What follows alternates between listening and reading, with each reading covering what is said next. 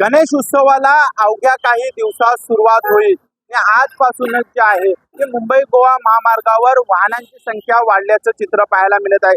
सध्याची ही दृश्य आपण पाहता मी माणगाव या ठिकाणी आहे, कारण माणगाव मध्ये सातत्याने वाहतूक कोंडी होते आणि त्याचा त्रास जो आहे तो कोकणात जाणाऱ्या सर्वच प्रवाशांना होत असतो आणि ही वाहतूक कोंडी सुरळीत व्हावी, कोणत्याही पद्धतीने गणेश भक्तांना त्रास होऊ नये यासाठी पोलिसांकडून विशेष प्रयत्न केले जात आहेत। त्याचबरोबर स्थानिक सामाजिक संघटना असतील त्यांचेही कार्यकर्ते या ठिकाणी वाहतूक कोंडी सुरळीत करण्यासाठी मदत करताना पाहायला मिळत आहेत।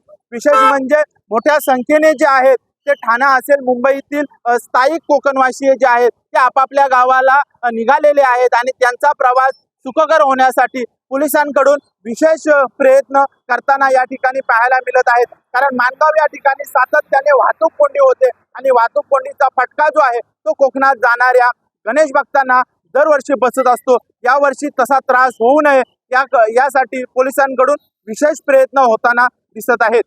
अजय नाडकर, जय महाराष्ट्र न्यूज, रायगड।